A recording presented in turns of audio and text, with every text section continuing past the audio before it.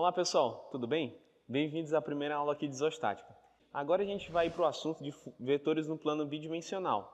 Antes da gente começar tudo, que essa parte inicial é muita física, é bem básico. Primeiramente, seria interessante a gente saber o que é um vetor, né? Bom, como vemos aqui, os vetores são entes matemáticos que possuem um módulo, uma direção e um sentido, certo? O módulo é aquele valorzinho que a gente encontra nos vetores, que pode ser 35 newtons, quilonewtons, certo? A direção seria aquela linha que é infinita. Por exemplo, vamos lembrar de uma bússola. Eu tenho norte, sul, leste e oeste, né? A direção seria assim, direção norte-sul. Seria uma linha infinita que vai do sul para baixo e infinita do norte para cima. Isso é uma direção. O sentido seria, por exemplo, estou aqui apontando para o sentido norte. O sentido é a seta do nosso vetor, certo? Para iniciarmos esse nosso estudo de vetores, vamos falar sobre adição vetorial, tá? Eu tenho 3 métodos para fazer essa adição. O método da poligonal, o do paralelogramo e o de decomposição de forças. Vamos ver cada um com calma, beleza? Bom, vamos começar aqui pelo método da poligonal. Primeiramente, o que é um polígono? Bom, um polígono ele é uma figura formada por vários segmentos de reta que tendem a formar uma figura fechada.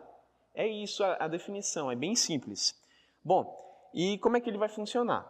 Vamos dizer que eu tenho 2 vetores, um vetor A e um vetor B. Como é que eu vou dispor eles para poder achar a nossa resultante? Bom, eu pego um vetor, por exemplo, eu peguei o vetor A. E na extremidade do vetor A, eu vou ter que traçar o meu segundo vetor. Na extremidade do meu primeiro vetor, eu vou coincidir com a origem do meu segundo vetor, certo? Então, peguei o primeiro vetor, o A aqui, e na extremidade dele eu coloquei a origem de B, que eu trouxe ele para cá. Gente, atenção, sempre trazendo com a mesma direção, a direção do A. Ele não está nem um pouco mais inclinado, nem um pouco mais para cima, ele está exatamente na mesma posição.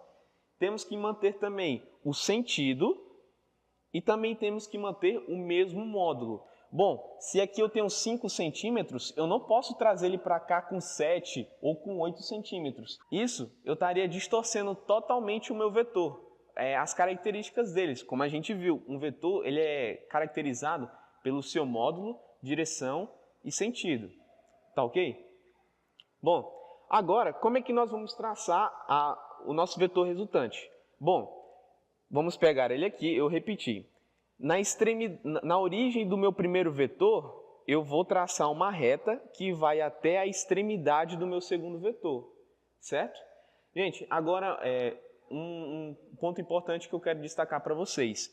Não quer dizer que eu tenho um vetor A e um vetor B aqui, que eu necessariamente tenho que primeiro colocar o vetor A e depois colocar o vetor B. Não, eu poderia muito bem começar pelo vetor B e depois colocar o vetor A.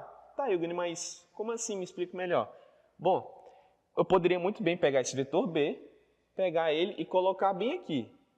E eu pegaria o vetor A e colocaria na extremidade dele. Se você percebesse, é isso que eu quero mostrar. Vou pegar o vetor B ali, tracei ele aqui, vetor B.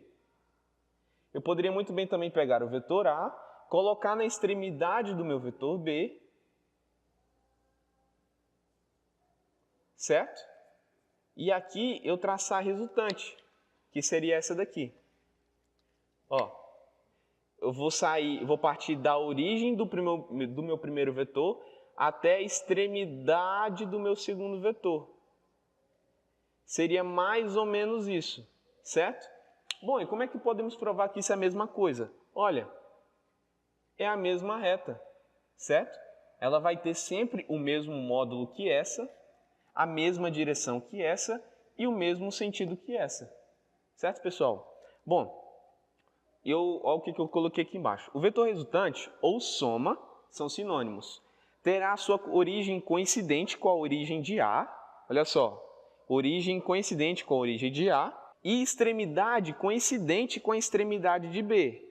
A extremidade coincidente com a extremidade de B. Certo? E agora uma dica importante que eu quero passar para vocês. A gente sempre usa esse método da poligonal quando a gente tiver vários vetores, 5, 6, 7, e geralmente eles estão dispostos em um plano cartesiano ou um papel quadriculado, tá? Que isso vai facilitar muito. Bom, e aqui eu coloquei 2 exemplos práticos para vocês perceberem melhor isso. Eu peguei o vetor B, o vetor A e o vetor C. Bom, como é que eu vou dispor eles? Primeiro eu peguei o meu vetor A, aqui, e eu coloquei ele aqui. Na extremidade dele, eu coloquei o meu segundo vetor, que seria o vetor B. Coloquei a origem do meu vetor B na extremidade do meu vetor A. Fiz a mesma coisa com o vetor C, coloquei aqui.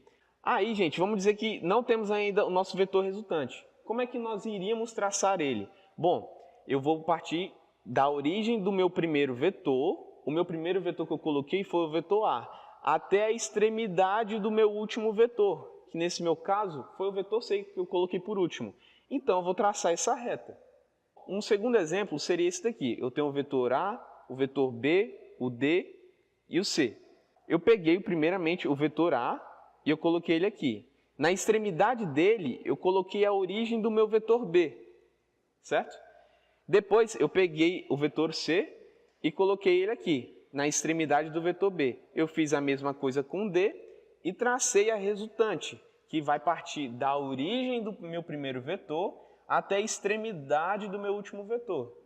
Tá bom, gente? Mas, peraí. Antes de você fechar o vídeo, se eu tiver te ajudado em alguma coisa e você tiver gostado do meu trabalho, por favor, deixa um like. Mas se não tiver gostado, pode deixar um dislike também. Só que com uma condição, se você não tiver gostado, você pode colocar aqui embaixo nos comentários o que você não gostou. Coloca os pontos negativos do vídeo para a gente poder melhorar os vídeos, trazer um conteúdo de qualidade para vocês. Também se inscreva no canal para vocês não perderem nenhum dos nossos vídeos que iremos fazer. Também compartilhe nas redes sociais, no Facebook, Instagram ou qualquer que seja, beleza? Vamos divulgar o conhecimento pro pessoal, galera. Falou!